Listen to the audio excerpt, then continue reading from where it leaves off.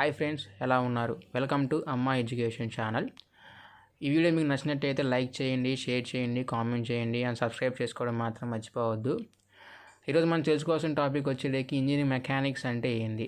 ఈ వీడియో మీకు అర్థం కావాలంటే కంప్లీట్గా ఎండ్ వరకు చూడండి. ప్రతి ఒక్క స్టూడెంట్ ఇంజనీరింగ్ మెకానిక్స్ అంటే భయపడుతూ ఉంటారు. మనం అంత భయపడాల్సిన అవసరం ఏమీ లేదు. సో ముందు కాన్సన్ట్రేట్గా చెప్పింది వినండి. ఇప్పుడు మనం మెకానిక్స్ అంటే ఏందో చూద్దాం.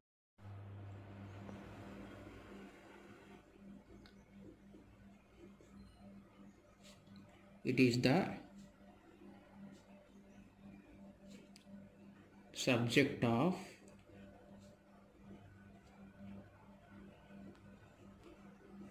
engineering mechanics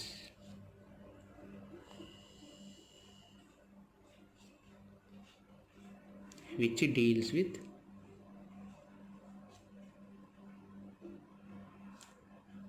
forces and their effects. So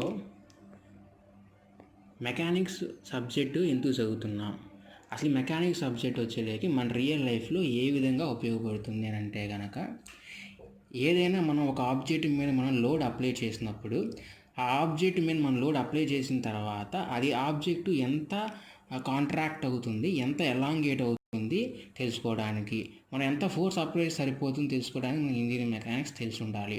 suppose for example ఒక కారు యొక్క వెయిట్ వచ్చేసరికి 1000 న్యూటన్స్ అనుకున్నట్టయితే ఆ 1000 న్యూటన్స్ ఉన్న కారుని మనం కదపడానికి ఎంత ఫోర్స్ అప్లై చేయాలి, ఆ ఫోర్స్ అప్లై చేయడానికి మనకి ఇంజనీరింగ్ మెకానిక్స్ అనేది తెలియాలి.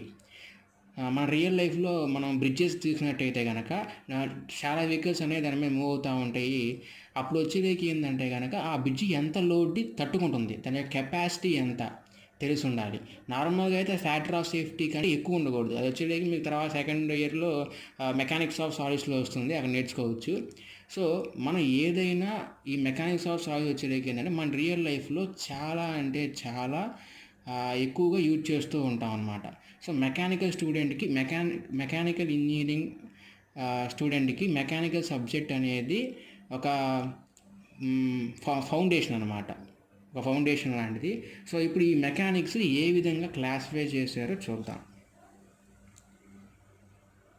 So this mechanics can be classified into 3 types. First one, mechanics of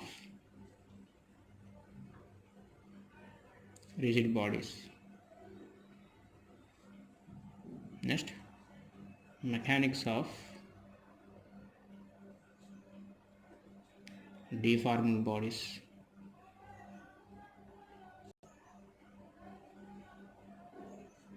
Next,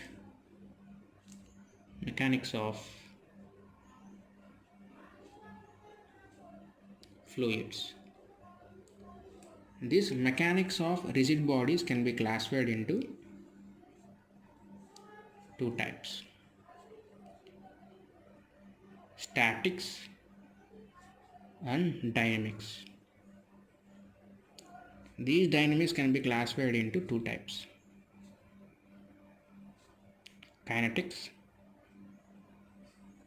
and kinematics. The mechanics of fluids can be classified into 2 types: liquids and gases. So here mechanics of rigid bodies. అసలు rigid body అంటే ఏంది?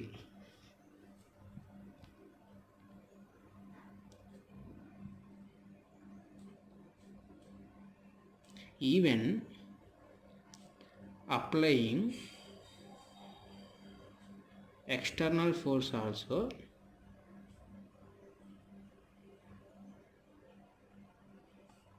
the body does not undergoes any deformation. Deformation అంటే ఒక body వచ్చేలేకి దాని యొక్క పొజిషన్లో కానీ షేప్లో కానీ చేంజ్ అవ్వడం. అంటే ఇక్కడ రిజిడ్ బాడీ అంటే వీడు ఏమంటున్నాడు, బాడీ వచ్చేటికి ఎటువంటి దానికి పొజిషన్లో కానీ సైజులో కానీ షేప్లో కానీ చేంజ్ కనుక లేకపోతే దాన్ని రిజిడ్ బాడీ అంటున్నాడు. రియల్ లైఫ్లో ఇలాంటి రిజిడ్ బాడీ అనేది ఉండదు, ఎంతో కొంత ఎఫెక్ట్ అనేది ఉంటుంది. బట్ ఇన్ ఇంజనీరింగ్ మెకానిక్స్ మన రిజిడ్ బాడీ వచ్చేటికి ఎజంప్షన్గా తీసుకుంటాం, ఏమని, ఈ బాడీ వచ్చేటికి ఎటువంటి డిఫార్మేషన్ జరగదు అని చెప్పేసి. అంటే దాని యొక్క పొజిషన్లో కానీ సైజులో కానీ షేప్లో కానీ ఎటువంటి చేంజ్ అనేది ఉండదు అని చెప్పి తీసుకుంటాం. సో ఈ రిజిడ్ బాడీ వచ్చేటికి 2 టైప్స్ క్లాసిఫై చేస్తాం, స్టాటిక్స్, డైనమిక్స్. స్టాటిక్స్ వచ్చేటికి ఏందయ్యా అంటే కనుక the body which is in rest, అంటే రెస్ట్ పొజిషన్లో ఉన్న బాడీని మనం ఏమంటామంటే స్టాటిక్స్ అని చెప్పేసి అంటాము. సో స్టాటిక్స్ అంటే ఏంటంటే కనుక సపోజ్ ఇక్కడ ఒక బాడీ ఉందండి. సో ఈ బాడీ వచ్చేటికి రెస్ట్లో ఉంది, అంటే దీని మీద ఫోర్సెస్ అనేవి యాక్ట్ అవుతున్నాయి. సో ఇక్కడ బాడీ ఒకటి ఉంది, అండ్ సపోజ్ నేను ఒక ఆబ్జెక్ట్ అనుకుంటే ఇది నేను టేబుల్ మీద పెట్టాను, ఈ బాడీ యొక్క వెయిట్ కిందకి యాక్ట్ చేస్తుంది, అండ్ రియాక్షన్ ఫోర్స్ అనేవి దీనికి అగెనెస్ట్గా యాక్ట్ చేస్తున్నాయి. ఏ విధంగా అంటే ఈ బాడీ వచ్చేటికి ఇప్పుడు ఈక్విలిబ్రియం కండిషన్లో ఉంది. For example you have taken an object, ఒక ఆబ్జెక్ట్ కనుక తీసుకున్నట్టయితే ఈ ఆబ్జెక్ట్ తీసుకెళ్ళి ఒక టేబుల్ మీద పెట్టామండి.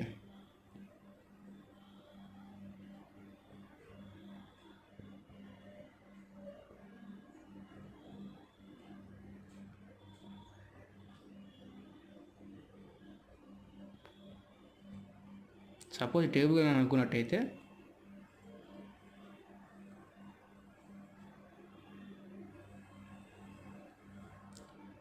సో దీని యొక్క బాడీ యొక్క వెయిట్ కిందకి యాక్ట్ చేస్తుంది, అంటే ఈ ఆబ్జెక్ట్ యొక్క వెయిట్ ఈక్వల్గా ఈ 4 స్టాండ్ స్మాల్ ఏదైతే ఉన్నాయి కుర్చీలాగా ఈ ఈక్వల్గా షేర్ చేసుకోండి అనమాట.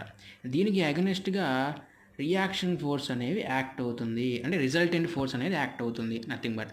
సో రిజల్టెంట్ ఫోర్స్ అనేది యాక్ట్ అవుతుంది. సో అప్పుడు ఈ బాడీ అనేది కదలకుండా ఈక్విలిబ్రియంలో ఉంటుంది. అంటే ఏముంది, ఫోర్సెస్ అనేవి ఏమి యాక్ట్ అవ్వా ఈ బాడీ మీద యాక్ట్ అది ఉన్నప్పుడు అని అంటే కనుక ఫోర్సెస్ అనేవి ఖచ్చితంగా యాక్ట్ అవుతాయి.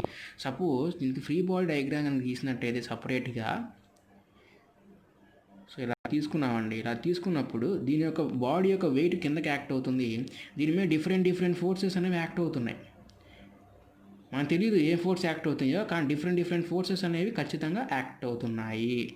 సో ఈ ఫోర్సెస్ అన్నిటినీ సమానంగా, అంటే ఈ అన్ని ఫోర్స్ యాక్ట్ అయినప్పుడు ఈ ఆబ్జెక్ట్ మీద ఏదైతే ఈ ఆబ్జెక్ట్కి ఎఫెక్ట్ వస్తుందో సేమ్ అదే అన్నిటి ఫోర్సెస్ మనం ఒక ఫోర్స్తో రీప్లేస్ చేసినట్టయితే దాన్ని మనం రిజల్టెంట్ ఫోర్స్ అని చెప్పేసి అంటాము. సో మనం డ్రా చేసుకున్నట్టయితే ఈ ఆబ్జెక్ట్ని, సో ఈ ఫోర్సెస్ అన్నిటినీ రీప్లేస్ చేస్తే మనం దాన్ని ఏమంటామయ్యా అంటే రిజల్టెంట్ ఫోర్స్ అంటాం. ఈ బాడీ యొక్క వెయిట్ డౌన్గా యాక్ట్ అవుతుంది. సో ఇప్పుడు వచ్చేటికి ఇక్కడ ఎప్పుడైతే ఈ రిజల్టెంట్ ఫోర్స్ అనేది, అంటే రియాక్షన్ ఫోర్స్ అనేది ఈ బాడీ యొక్క వెయిట్తో ఈక్వల్ అవుతుందో అప్పుడు ఈ బాడీ అనేది ఈక్విలిబ్రియంలో ఉన్నట్టు. Nothing but we have to know that, మనకు తెలిసిన విషయమే. న్యూటన్స్ థర్డ్ లాలో every action is equal and opposite reaction, అంటే for every action it should equal and opposite reaction తెలిసిందే. So R=W. సో ఈ బాడీ అనేది ఈక్విలిబ్రియం కండిషన్లో ఉంది. స్టాటిక్స్ వచ్చేటికి రెస్ట్ పొజిషన్. సో ఇది ఇంతవరకు ఓకే. సో డైనమిక్స్ అంటే ఏందయ్యా అంటే డైనమిక్స్ వచ్చేటికి the body which is in మోషన్లో ఉంటుంది ఆబ్జెక్ట్ కానీ ఏదైనా. సో కైనెటిక్స్ అంటే ఏంది అని అంటే కనుక ఈ డైనమిక్స్ 2 టైప్స్ క్లాసిఫై చేసాం, కైనెటిక్స్, కైనమాటిక్స్. సో కైనెటిక్స్ వచ్చేటికి ఏంటంటే కనుక the body which can undergoes both motion ఉంటుంది అండ్ మనం ఇక్కడ ఫోర్సెస్ కూడా కన్సిడర్ చేస్తాము. అండ్ ఇక్కడ వచ్చేది కైనమాటిక్స్లో వచ్చేటికి ఏంటంటే ఓన్లీ మోషన్ మాత్రమే కన్సిడర్ చేస్తాము, ఫోర్స్ అనేది కన్సిడర్ చేయమండి. Force not considered. సో మీరు సింపుల్గా ఏం గుర్తుపెట్టుకుంటారంటే, సో కైనమాటిక్స్లో MA ఉంది కదండి. సో మామూలుగా ఏంది force F=MA. So force F=MA ఉంది కాబట్టి ఇక్కడ మనం కైనమాటిక్స్లో ఫోర్స్ అనేది కన్సిడర్ చేయము. అంటే ఒక ఆబ్జెక్ట్ అనేది, సపోజ్ ఒక ఆబ్జెక్ట్ అనేది ఈ ఆబ్జెక్ట్ అనేది మూవ్ అవుతూ ఉంది. సో మూవ్ అవుతూ ఉన్నప్పుడు ఇందులో మనం మోషన్ మాత్రమే కన్సిడర్ చేస్తాం. దీని మీద బయట నుంచి ఫోర్సెస్ అనేవి ఎఫెక్ట్ అవుతాయి. సో ఇంటర్నల్ ఫోర్స్ ఉంటుంది, ఎక్స్టర్నల్ ఫోర్స్ ఉంటుంది దీనికి. సో ఆ ఫోర్సెస్ అనేవి మనం కన్సిడర్ చేయము. సో ఈ కైనమాటిక్స్ వచ్చేటికి మీరు ఎక్కడ నేర్చుకుంటారయ్యా అంటే మీకు సెకండ్ ఇయర్లో కామ్ అనే సబ్జెక్ట్ వచ్చింది, కైనమాటిక్స్ ఆఫ్ మిషనరీ అని. అక్కడ మీరు కామ్ అనేది నేర్చుకుంటారు. సో నెక్స్ట్ వచ్చేదేకి మెకానిక్స్ ఆఫ్ డిఫార్మ్డ్ బాడీస్. ఏమంటే ఇక్కడ వచ్చేదేకి రిజిడ్ బాడీ వచ్చేదేకి ఏంది అని అంటే కనుక మనం దీంట్లో ఈ ఈ ఇంజనీరింగ్ మెకానిక్స్ సబ్జెక్ట్లో రిజిడ్ బాడీ వచ్చేటికి అజంప్షన్ అనమాట. మన అజంప్షన్ తీసుకుంటాం ఏమని, ఇంజనీరింగ్ మెకానిక్స్లో ఏ బాడీ అయినా does not undergoes any deformation, దాని యొక్క లెంత్లో కానీ షేప్లో కానీ ఏది చేంజ్ అవ్వదని చెప్పేసి అజంప్షన్ మనం తీసుకుంటాము. నెక్స్ట్ మెకానిక్స్ ఆఫ్ సాలిడ్స్ వచ్చేది మీ సెకండ్ ఇయర్లో వస్తుంది. డిఫార్మ్ అంటే ఇక్కడ బాడీ అనేది డిఫార్మ్ అవుతుంది అంటే దాని యొక్క లెంత్ కానీ షేపు కానీ సైజు కానీ ఖచ్చితంగా చేంజ్ అవుతుంది. అక్కడ ఎంత సైజ్ అనేది చేంజ్ అయ్యింది ఇక్కడ మనం మెకానిక్స్ ఆఫ్ ఎంఓఎస్ అంటే mechanics of different bodies nothing but mechanics of solids ఈ సెకండ్ ఇయర్లో వచ్చేది మీరు నేర్చుకుంటారండి. తర్వాత ఇది కూడా అంటే 2-1లో వస్తుందండి. అంటే మెకానిక్స్ ఆఫ్ ఫ్లూయిడ్స్ అంటే liquids gases. So mechanics of fluids అంటే ఎఫ్ఎం అండ్ హెచ్ఎం అంటే fluid mechanics and hydraulic machinery అని చెప్పేసి 2-1లో కూడా వస్తుంది. ఇది కూడా 2-1లో వస్తుంది. సో నేర్చుకుంటారు. సో మన ఇంజనీరింగ్ మెకానిక్స్ సబ్జెక్ట్ వచ్చేటికి మనకి ఫస్ట్ ఇయర్లో వస్తుందండి. కామన్గా ఫస్ట్ ఇయర్లో వస్తుంది. సో ఏదైనా మనం అర్థం చేసుకొని నేర్చుకుంటే ఇబ్బంది అయితే ఏది ఉండదు. సో కాబట్టి ఇప్పుడు వచ్చేటికి ఏంటంటే మనం మెకానిక్స్లో అసలు మెకానిక్స్ అంటే ఏంది, మెకానిక్స్ ఏ విధంగా క్లాసిఫై చేశాము. సో ఇందులో మనం స్టాటిక్స్, డైనమిక్స్, కైనెటిక్స్, కైనమాటిక్స్ మన డిఫరెన్స్ ఏందయ్యా అంటే ఇందులో మనం only motion both motion and forces consider చేసుకుంటాము. కైనమాటిక్స్లో ఓన్లీ మోషన్ మాత్రమే కన్సిడర్ చేస్తాము, ఫోర్స్ అనేది కన్సిడర్ చేయము.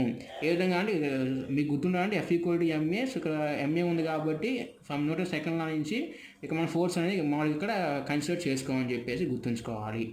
సో మనం ఏదైనా తెలుసుకొని నేర్చుకుంటే ఏమి ఉండదండి. అండ్ మీకేమన్నా డౌట్స్ కనుక ఉన్నట్టయితే నాకు ఖచ్చితంగా కామెంట్స్ అయితే పెట్టండి. నేను ఖచ్చితంగా రిప్లై అనేది ఖచ్చితంగా ఇస్తాను. మొహమాట పడద్దు, కామెంట్స్ పెట్టండి, ఖచ్చితంగా ఇస్తాను. మీరు సబ్జెక్ట్ చదువుతున్నారు అని అంటే కనుక మీ డౌట్స్ వస్తే ఖచ్చితంగా కామెంట్స్ రూపంలో పెడితే నేను రిప్లై ఇవ్వడం లేకపోతే నేను వీడియో చేయడం చేస్తాను. Okay, thanks for watching.